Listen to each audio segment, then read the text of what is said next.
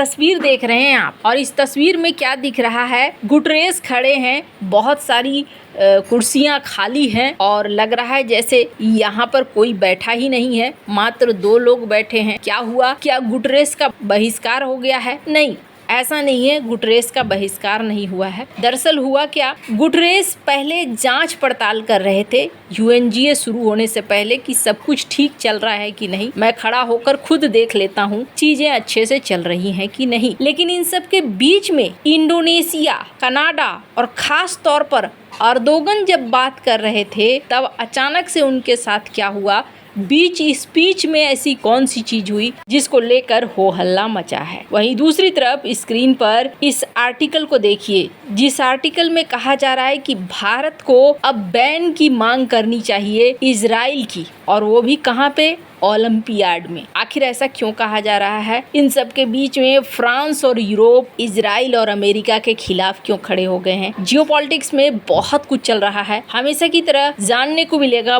बहुत कुछ। आइए जानते हैं इन खबरों को विस्तार से। इस वक्त दुनिया में एक बड़ी हलचल मची हुई है और इस हलचल को देखने को मिल रहा है यूएनजीए में। यूएनजीए में आपको बहुत कहानियां इस बार देखने को मिलेगी और हर लीडर कुछ न कुछ यहाँ पर ऐसा ही कह के जाएगा, ऐसा ही करके जाएगा, जो कि लगेगा कि ये इस बार उथल पुथल भरा रहा। स्क्रीन पर आप जिन्हें देख रहे हैं वो है फ्रांस के राष्ट्रपति मैक्रोन। मैक्रोन ने यहाँ एक स्पीच दी है, स्क्रीन पर आप देखिए इन्होंने क्या कहा। Le temps est venu. C'est pourquoi, fidèle à l'engagement historique de mon pays au Proche-Orient, pour la paix entre le peuple israélien et le peuple palestinien, je déclare que la France reconnaît aujourd'hui l'État de Palestine. और यहाँ पर इन्होंने recognise कर लिया है फिलिस्तीन को। फिलिस्तीन को लेकर इन्होंने बड़ी बात कह दी। फ्रांस ने आखिरकार ऑफिशियली फिलिस्तीनी देश को मान्यता देने की घोषणा कर दी। फ्रांस के राष्ट्रपति इमैनुअल मैक्रोन ने कहा शांति का समय आ गया है। उन्होंने युद्ध के बाद गाजा में एक अंतर्राष्ट्रीय सेना की बात कही कि यहाँ सेना की तैनाती कर दो ताकि यहाँ शांति रहे। और जब ये कह रहे थे तब बहुत ज़्यादा समर्थन मिला। स्क्रीन पर एक वीडियो देखिए, सऊदी के जो प्रतिनिधि थे उनकी तरफ से बड़ा समर्थन देखने को मिला। लोग बहुत खुश हुए क्योंकि यहाँ पर बहुत सारे देशों ने अभी फिलिस्तीन के लिए सपोर्ट किया है।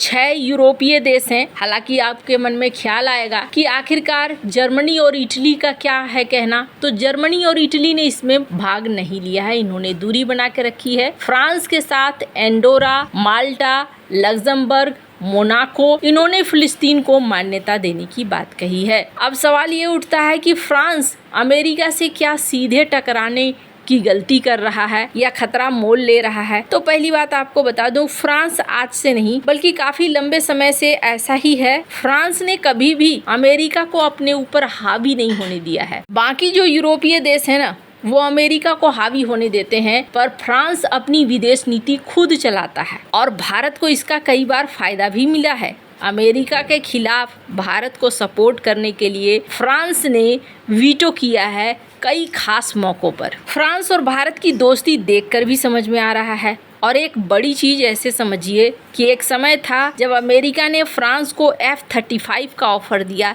लेकिन फ्रांस ने F-35 के ऑफर को इनकार कर दिया। सिर्फ इतना ही नहीं, एक समय तो फ्रांसीसी राष्ट्रपति चार्ल्स ने नाटो से निकाल लिया था फ्रांस को। हालांकि बाद में फिर दूसरे राष्ट्रपति आए और उन्होंने नाटो में एंट्री कराई। दरअसल चार्ल्स का कहना था कि कोई हमारे देश की सेना को ऑर्डर देगा, क्यों ऑर्डर देगा, हम अपने देश का मालिक खुद हैं, हमारे हिसाब से हमारी सेना चलेगी। जहां तक फाइटर जेट की बात है 35 में क्यों शामिल नहीं हुआ, तो इसके पीछे कारण ये था कि फ्रांस का अपना रक्षा उद्योग है। फ्रांस F-35 में शामिल नहीं हुआ, लेकिन फ्रांस ने बनाया राफेल, जो आज दुनिया भर में मांग बढ़ रही है। F-35 को लेकर लोगों में के मन में फिर भी शंका आ रही है, पर अब राफेल की जो है बिक्री बहुत ज्यादा बढ़ चुकी है। खैर, अब फिलिस्तीन को लेकर देखने को मिल रहा है बहुत तरह के सपोर्ट आने शुरू हो गए हैं। स्क्रीन पर कनाडा को देख सकते हैं आप। कनाडा के पीएम ने भी फिलिस्तीन का सपोर्ट किया है। फिलिस्तीन को लेकर सपोर्ट तो बढ़ रहे हैं, लेकिन फिलिस्तीन की मांग पर आप ये खाली कुर्सियां देख रहे हैं, ये खाली कुर्सियां इजराइल और अमेरिका की हैं। उनके प्रतिनिधि इसमें शामिल नहीं हुए। पर इस दौरान एक बड़ी चीज देखने को मिली कि जब स्पीच दे रहे थे ये लोग, तो अचानक से माइक बंद हो जा रहा था। कुछ खास लोगों के साथ ये सब कुछ हुआ, जैसे कि अर्दोगन के साथ। जाहिर तौर पर अर्दोगन अगर कुछ बोल रहे हैं तो अर्दोगन यहाँ पर फिलिस्तीन, गाजा, इजराइल को लेकर ही बोलेंगे। वहाँ पर भी देखने को मिला कि इनका माइक काम करना बंद कर गया। इसके अलावा शुभियांतो इनके भाषण के समय भी जब खास तौर पर वो गाजा के बारे में बोल रहे थे, देखने को मिला कि इनका भी माइक प्रॉब्लम कर गया। उसी तरीके से कनाडा के पीएम के समय भी। ये बहुत बड़ी बात है, ये कोई छोटी बात नहीं है। मैंने शुरुआत में आपको कुछ तस्वीरें दिखाई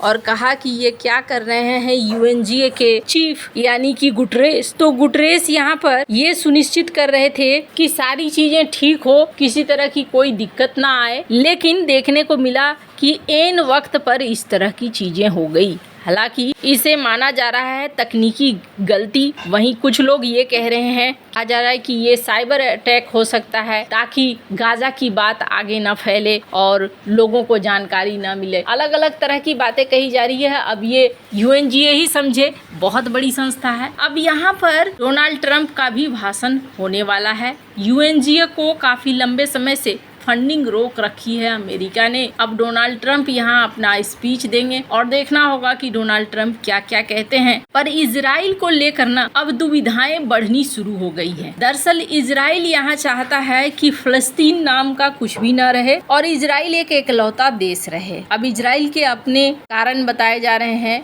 उनका जिस तरीके से कारण है कि यहाँ से हमेशा हमारे अस्तित्व को लेकर खतरा बना रहेगा वगैरह वगैरह। पर दुनिया के अधिकांश देश यहाँ 2 राष्ट्र सिद्धांत को मान रहे हैं कि 2 राष्ट्र होना चाहिए और दोनों राष्ट्र को यहाँ पर मौका मिलना चाहिए। पर इन सब के बीच में ना एक और चीज देखने को मिली, और वो चीज ये देखने को मिली कि अब कुछ मीडिया हाउस भारत से भी मांग कर रहे हैं। अभी फिलहाल के लिए पीएम मोदी ने पीएम नेतन्याहू को नव वर्ष की शुभकामनाएं दी हैं और भारत के राष्ट्रपति के द्वारा भी इजराइल और इजराइल के लोगों को नव वर्ष की शुभकामनाएं दी गई हैं। भारत और इजराइल के बीच में कैसे संबंध है ये सभी को दिख रहा है। अब ओलंपियाड होने वाला है और इस ओलंपियाड को लेकर कहा जा रहा है कि इजराइल को इस ओलंपियाड में हिस्सा नहीं लेने देना चाहिए। ठीक वैसे ही नहीं लेने देना चाहिए जैसे रूस ने यूक्रेन पर हमला किया था, तो रूस की टीम को भी इसमें मौका नहीं लेने दिया गया था। हालांकि रूस की टीम ने हिस्सा लिया था, बस अपने झंडे तले नहीं लिया गया था,